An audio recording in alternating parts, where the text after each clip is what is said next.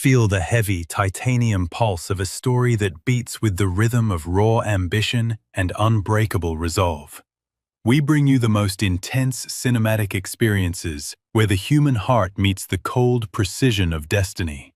Subscribe today and keep your finger on the pulse of greatness with us. My son looked me in the eyes and said, "Dad, it was just sitting in a drawer. You weren't using it." That was the moment I understood that everything I thought I knew about my own family had been a lie I told myself for years. My name is Raymond, and I am 64 years old. I spent 31 years working as a general contractor in Knoxville, Tennessee. I built houses from the ground up, poured foundations, framed walls, ran electrical alongside my crew on cold January mornings when nobody wanted to be out of bed. I know what it means to build something. I also know, better than most, what it looks like when something starts to rot from the inside out. You can paint over it. You can hang pictures on the wall, but the rot is still there, spreading quietly. And one day the floor gives out beneath you, and you're standing in the wreckage wondering how you didn't see it coming. My wife Dorothy passed away 2 years ago this past March. Pancreatic cancer. From diagnosis to the end, we had 11 weeks. The doctors used words like aggressive and swift progression. And I nodded along in those sterile little offices because what else do you do when someone is reading you the final chapter of the life you built with another person? Dorothy was 61 years old. She had just retired from teaching 4th grade. She had plans. We both did. We were going to drive the Pacific Coast Highway that summer. She had a little notebook on the kitchen counter with handwritten lists, places to stop, things to eat, lighthouses she wanted to photograph. That notebook is still on the counter. I haven't moved it. After she passed, I was not doing well. That is the honest truth, and I am not ashamed to say it. I am a man who knows how to work, how to fix things, how to keep moving. But grief does not respond to any of those skills. Grief just sits down in the middle of your chest and stays there, heavy and quiet. And you learn to breathe around it. My son and his wife offered to move in with me for a while, to help out around the house, to keep me company. My son is 38. His wife is 35. They have a boy, my grandson, who was 15 at the time. I thought it was a generous offer. I told them I appreciated it more than I could say. I told them the house had plenty of room. And all of that was true. What I did not do was put anything in writing. That was my first mistake, and I have spent a long time sitting with that. Dorothy's father had been a watchmaker. His shop was in Asheville, North Carolina, and he ran it for over 40 years before his hands got too stiff to hold the small tools. He was a precise, quiet man who measured everything twice and spoke carefully and meant every word he said. When Dorothy and I got married in 1988, he gave me his personal pocket watch. It was a Hamilton Railway grade piece, manufactured in 1923. The casing was gold-filled, worn smooth at the edges from decades of being carried in a vest pocket. On the inside of the back cover, her father had engraved our wedding date and 2 words in small, clean letters: "Keep her." He told me it was the only instruction I would ever need. I carried that watch every day of our married life. When I retired and stopped needing it for work, I kept it on my dresser in a small wooden tray Dorothy had bought at a craft fair in Gatlinburg. Every morning I would pick it up, feel the weight of it in my palm for just a moment, and set it back down. It was not a superstition. It was just a way of remembering that the most important thing I had ever done was marry that woman and try every day to deserve her. After she died, the watch became something different to me. It became the last solid object that connected all 3 of us, her father, Dorothy, and me. 3 people who had loved each other across 30 years, all condensed into something small enough to hold in one hand. I kept it in the same wooden tray. I still touched it every morning. Some days it was the first thing that reminded me I had a reason to get up. My son and his wife and my grandson moved in 4 months after the funeral. At first, things were fine. My daughter-in-law cooked on weeknights. My grandson helped me carry things in the garage. My son and I watched football on Sunday afternoons, the way we used to when he was young. I told myself this was good. that Dorothy would have wanted this. That family was supposed to hold together when things got hard. But things shift slowly, and you don't always notice until you're already far from where you started. By the 8th month, my son and his wife had taken over the master bedroom. They said it made more sense, given the size of the closet, given that I didn't sleep well anyway and could use the smaller room at the end of the hall with its own bathroom. I moved. I told myself it was practical. By the 10th month, my daughter-in-law had reorganized the kitchen the way she liked it, and I could not find a single thing where I had left it for 30 years. By month 11, my grandson had 3 friends over on school nights until 10 o'clock making noise in the living room. And when I mentioned it to my son, he said I needed to be more flexible, that this was their home now too, that I had invited them. I had. And that fact was used against me regularly. I started spending more time in the garage. I have a woodworking setup out there, a table saw, a bandsaw, a lathe I've had since 1996. Building things by hand has always helped me think. In the months after Dorothy died, I had made a small cabinet for her gravesite at the cemetery. A little wooden box with her initials where I could leave flowers out of the wind. The garage was the one place in that house that still felt like mine. I would go out there after dinner and just work. Sand something. Fit a joint. Breathe the smell of sawdust and linseed oil. It was the only hour of the day I felt like myself. My son started making comments about the garage, that I should clear out some of the tools to make room for his car, that the table saw was a liability, that somebody could get hurt, that maybe at my age I should think about whether I really needed all of it. I did not respond to these comments directly. I am not a man who argues easily. I tend to go quiet and think. Looking back, I understand that this was interpreted as agreement. In February of last year, I had a procedure done. Nothing life-threatening, a cardiac catheterization to check on some blockage my doctor had been monitoring. I was at the hospital for 2 days. One night of observation. My son drove me and brought me home. It was routine. I was grateful he was there. When I got home, I rested for the better part of a week. I did not go into the garage much. I did not go through my dresser or my things or any of the rooms in the house that I had slowly, without realizing it, already started to think of as theirs rather than mine. It was a Tuesday when I noticed. I went to pick up the pocket watch from the wooden tray on my dresser, and the tray was empty.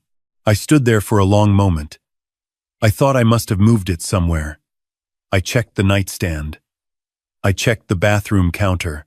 I checked the small shelf by the bedroom door, where I sometimes set things down without thinking. It was not in any of those places. I went through every drawer. I checked the pockets of jackets in the closet. I got down on my knees and looked under the dresser and the bed. My heart was going in a way that had nothing to do with the procedure I had just recovered from. I found my son in the kitchen and I asked him, as calmly as I could manage, if he had seen the pocket watch. The gold one. The one that was always in the tray on my dresser. He did not look at me right away.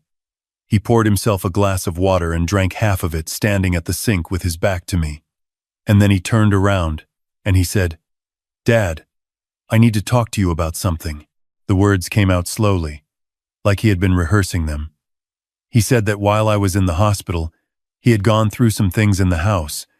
He said it was something he had been thinking about for a while. He said there were things I was not using, things that were just sitting around collecting dust, and he had made the decision to sell a few items to a consignment dealer and an antique buyer he knew. The pocket watch was one of them. Also, he mentioned, a silver picture frame from the hallway and a small landscape painting that had hung in the dining room since before my children were born. I asked him when he had done this. He said while I was in the hospital. I asked him how much he had sold the watch for. He said $220. I asked him what he had used the money for. He said he and his wife were trying to get ahead on some bills. He said living in the house helped, but it hadn't solved everything. He said he thought I would understand, that I had always been reasonable, that the watch was old and I wasn't wearing it anywhere, and he hadn't thought I'd mind that much. I want to tell you what I said next. But the truth is I didn't say anything for a very long time. I stood in that kitchen looking at my son, this man I had raised, and I tried to find something in his face that looked like remorse. What I found instead was a kind of careful blankness, the expression of a person waiting to see how much trouble they were in so they could calibrate how sorry to appear. I went to my bedroom and closed the door. I do not know how long I sat on the edge of that bed. Long enough for the light to change. Long enough for the sound of the television to start up in the living room and my grandson's laugh to carry down the hallway. I sat there and I thought about Dorothy's father and the way he had shaken my hand on our wedding day. I thought about the way Dorothy had handed me that watch in the church anteroom, just the two of us. Her eyes bright with something that was not quite tears. I thought about how I had carried it for 35 years, without once setting it down somewhere careless or treating it as less than what it was. $220. The next morning I called the antique buyer. I found the name through my son's phone, which he had left on the kitchen table. I called the number and spoke with a man named Gerald, who confirmed that, yes, he had purchased a Hamilton pocket watch from my son approximately 8 days prior. I told him my name and explained the situation carefully. I told him the watch had been sold without my knowledge or consent, that it was my personal property, that I wanted to buy it back. There was a pause on the line. Gerald said, "Mr. Raymond, I think you should come down to the shop." I said I would be there that afternoon. He said, "There's something we found when we went to service the watch. Something I think you're going to want to see in person." I did not sleep that night. I lay in that small bedroom at the end of the hall and stared at the ceiling and thought about every possible thing that could be inside a watch that would make a man speak in that careful, quiet voice.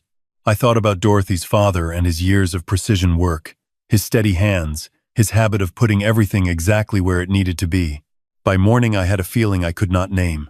Gerald's shop was on a side street in the older part of town, wedged between a framing studio and an insurance office.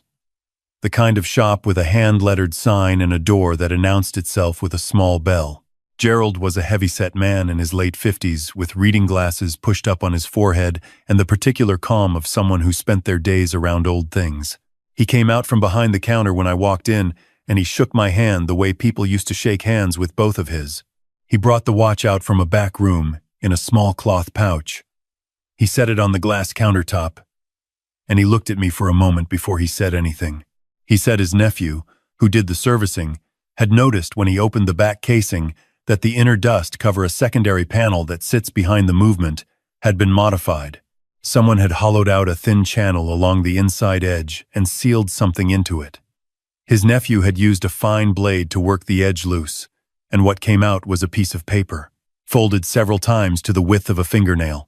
Gerald slid the paper across the counter toward me. My hands were not entirely steady when I unfolded it. The handwriting was Dorothy's. I would know it anywhere.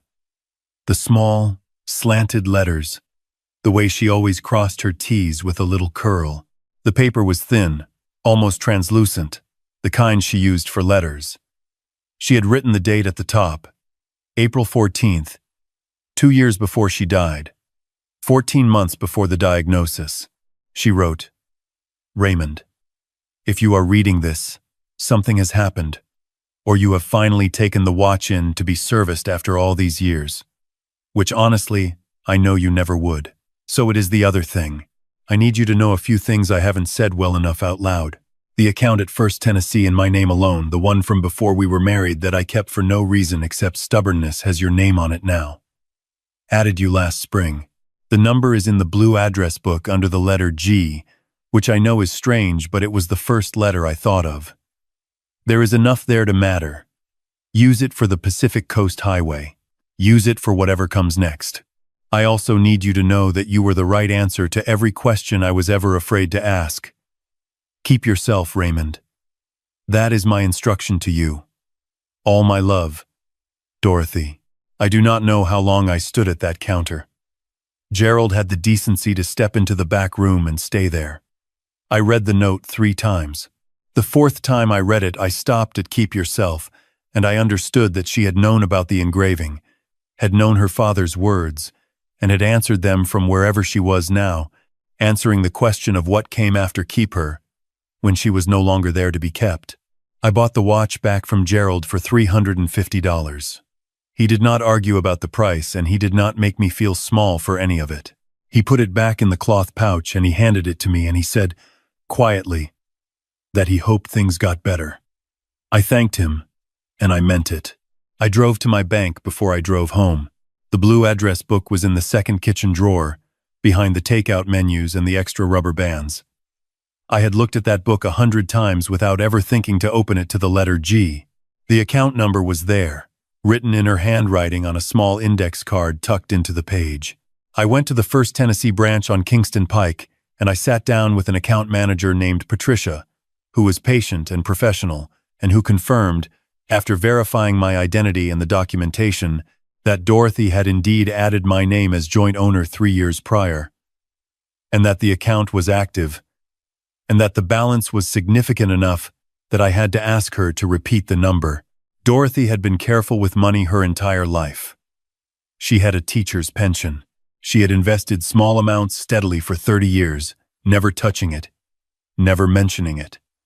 The account was enough that I did not have to stay in that house one more day if I chose not to. I drove home, and I sat in the garage for a while.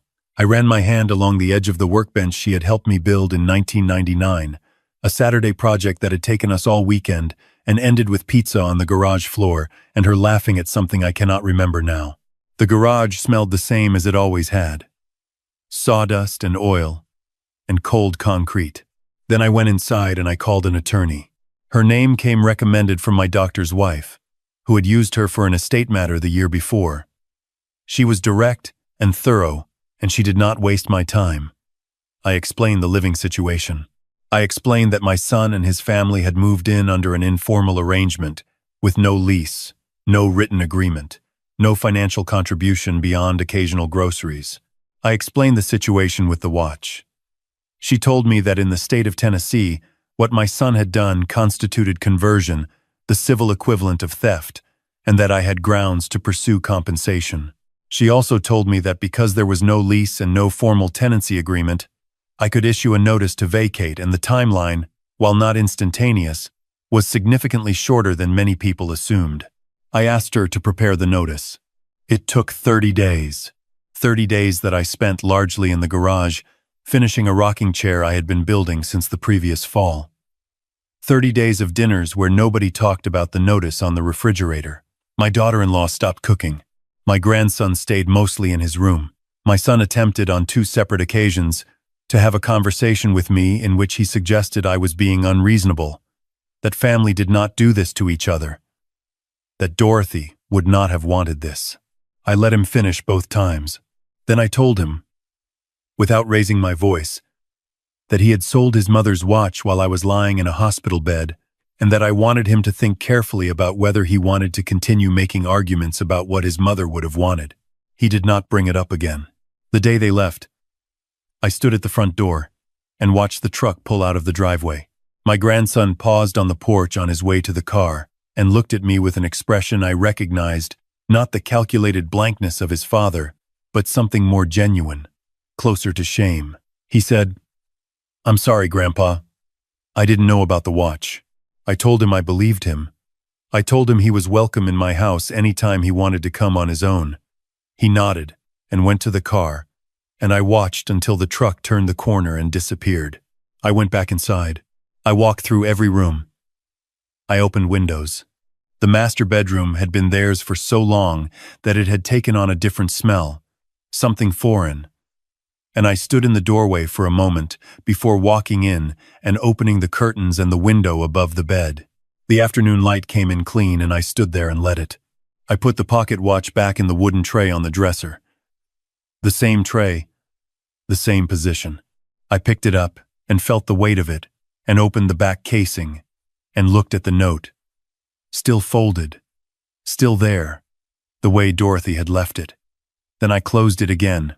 Over the following weeks, I made some changes. I moved back into the master bedroom. I had a locksmith come and rekey the house. I called a financial advisor, a woman my attorney recommended, and I sat down with her and looked honestly at what I had and what I needed and what the rest of this life could reasonably look like.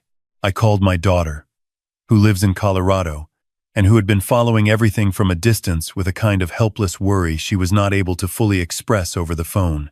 She flew out in October, and we sat on the back porch for 3 days, and talked more honestly than we had in years. She cried. I cried. We ate takeout and watched bad television, and she told me about her job and her dog and the man she had been seeing for 2 years, who I had never properly asked about. I listened. It turned out that listening was something I had gotten better at since Dorothy died.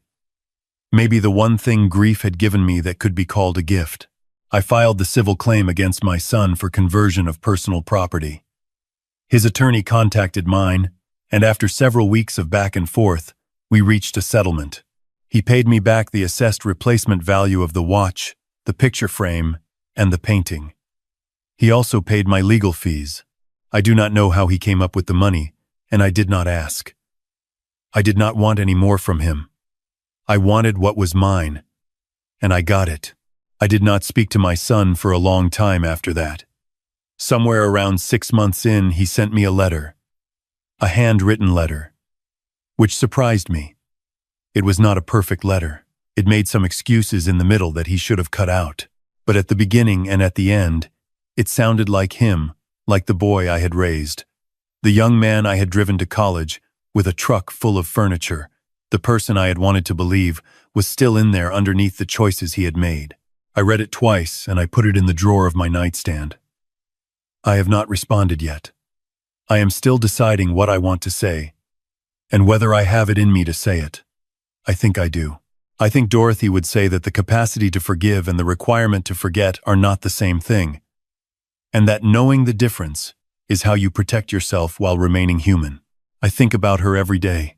I think about the note and the way she must have written it sitting somewhere private, folding that paper into a strip no wider than her thumbnail, working it into the channel her father had known was there, had perhaps always intended to be used for exactly this kind of thing. A watchmaker's trick. A hiding place no one would find, unless they looked with the right tools and the right knowledge. She had trusted that it would be found eventually, or that it would never need to be found at all. And either way, she had said what she needed to say. That was Dorothy. Precise and patient and planning for contingencies in small, quiet ways that nobody noticed until they needed to. Last spring I drove the Pacific Coast Highway. I went alone, which was not the plan, but it was what it was, and I made peace with that before I left Knoxville. I had her little notebook from the kitchen counter. I stopped at the lighthouses she had circled. I ate the food she had written down in her small, careful handwriting. I pulled over at Vista Point south of San Francisco and stood at the railing with the Pacific going on forever in front of me, and the wind loud enough that nobody would have heard anything I said out loud, so I said a few things. It took 12 days. On the last night, I sat in a motel outside Eureka with the pocket watch on the nightstand and the notebook open in my lap, and I went through every page and made a small check mark next to each thing we had done together, even if it had only been me doing it. It was not nothing. It was something. It was, I think, what she intended. I am back home in Knoxville now. The garage is mine.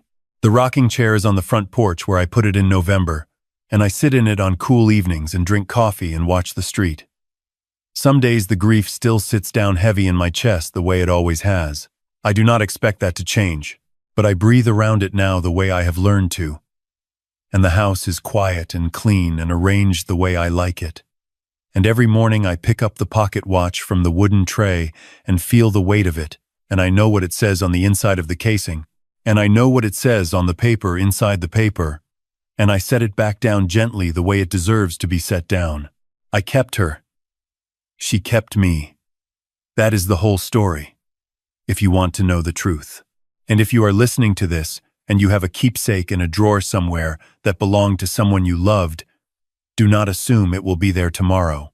And if you are letting people stay in your home out of love, or loneliness, or grief, make sure that generosity is written down somewhere. Not because you distrust them, because love without boundaries is not love. It is an open door. And not everyone who walks through it deserves to stay. Thank you for being here with me today. If this story stayed with you, I ask you to leave a comment below, just a word, just a line. It matters more than you know. And if you want to hear the next one, it is waiting for you right there on your screen.